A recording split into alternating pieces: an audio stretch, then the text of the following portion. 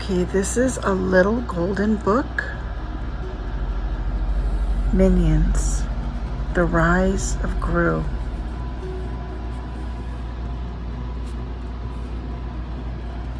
Little golden spine. We have a lot of these books.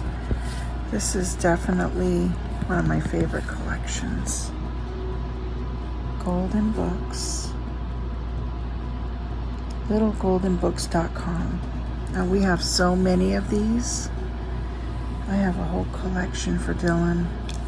More than 200 timeless little golden books to share. Here are just a few of them. How many have you read? Let's see here. This is new and that's new. But all the other classics we've read, that's new.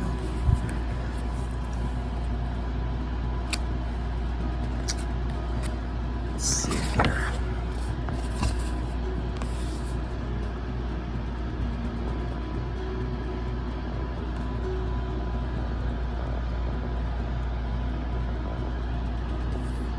Adapted by David Lumen and illustrated by Alan Batson. And this is copyright 2022. It's pretty recent. I don't remember where we got this book. We might have gotten it a while ago, a few years ago at the, it was either a book fair or like somewhere maybe over by the Fair Oaks Pharmacy. I just can't remember.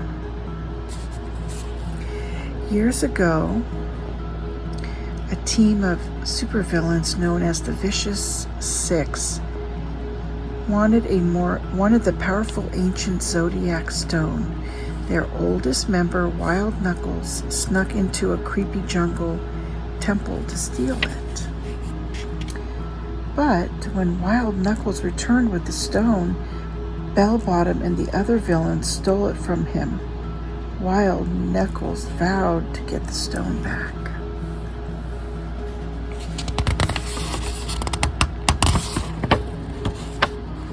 That's thick pages. In another part of the world, a boy named Gru had recently started 6th grade. When his teacher asked what he wanted to be when he grew up, he answered, a supervillain. All the other kids laughed at him.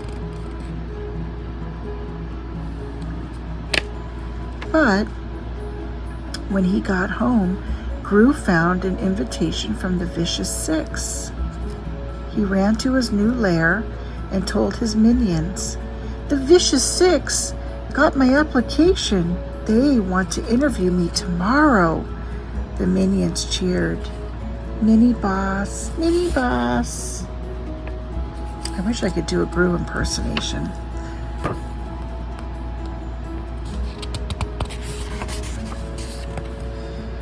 The next day, Gru went to a record store that had a secret entrance to the lair of the Vicious Six.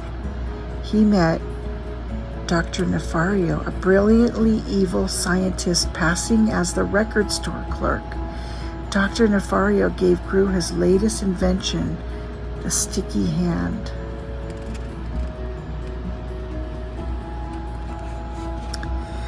If you ever get famous, said Dr. Nefario, remember who gave you your first gadget. Down in their headquarters, the Vicious Six were surprised to find out Gru was just a kid. They rejected him, saying he was too young to join. Their leader, Bellbottom, laughed and said, come on, come back when you've done something to impress me.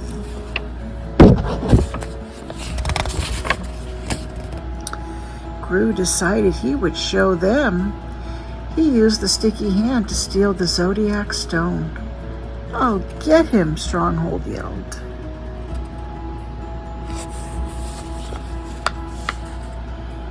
Secretly spying on the Vicious Six, Wild Knuckles saw Gru and the minions with the stone. "Take the stone back to the lair," Gru told Otto, one of the minions.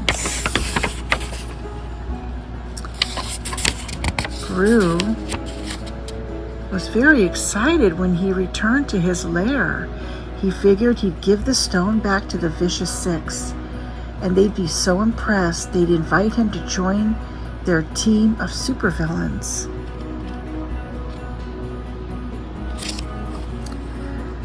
But when Gru asked Otto for the stone, the minion explained that he traded it for a rock at a birthday party. Gru was so mad. He told the minions they were all fired.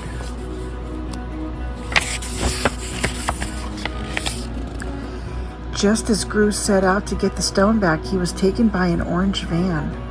It was Wild Knuckles and his henchmen. Gru was thrilled to hear how impressed Wild Knuckles was that he'd stolen something from Vicious Six. When Wild Knuckles discovered that Gru didn't have the stone, he called Kevin and told him he would trade their boss for the stone.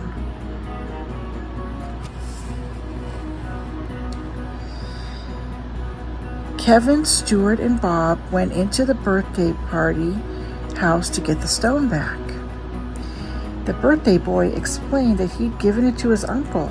Meanwhile, outside of the party house, Otto saw the uncle ride off on a motorcycle and chased after him. The other minions decided they needed to get to San Francisco to save Gru, who was being held at Wild Knuckles' new lair, Disco Inferno. At the airport, Kevin and Stuart disguised themselves as pilots. Bob dressed as a flight attendant. Oh, sweet Bob. The ride was a little bumpy, but they managed to fly the plane to San Francisco.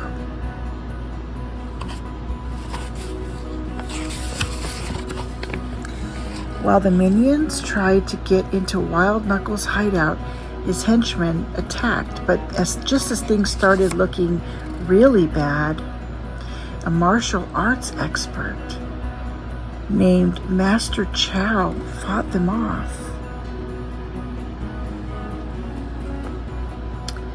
The minions asked Master Chow for kung fu lessons. She firmly said no, until Bob used his puppy dog eyes. And then so did Kevin and Stuart.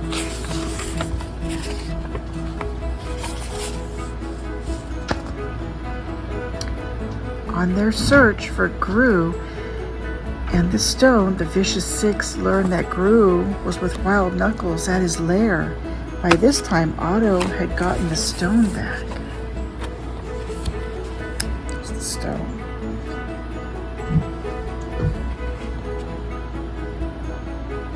Master Chow tried to teach Kung Fu to the minions. They weren't exactly the best students, but they kept trying. Eventually, Master Chow declared them ready and sent them on their way.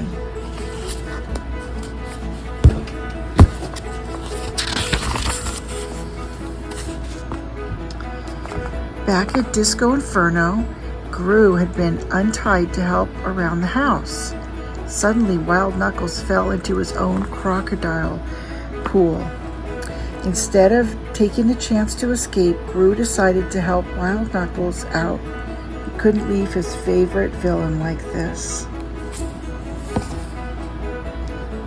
Wild Knuckles offered to teach Gru some things since the young villain had saved his life.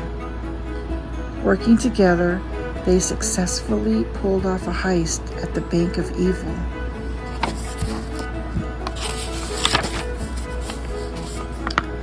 Unable to find Wild Knuckles or the stone, the Vicious Six destroyed Wild Knuckles' lair while the minions watched from outside. Spell bomb. Smash.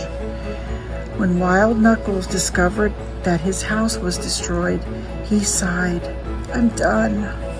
Gru tried to convince him that they could be the Terrible Twos together, but Wild Knuckles told him to go.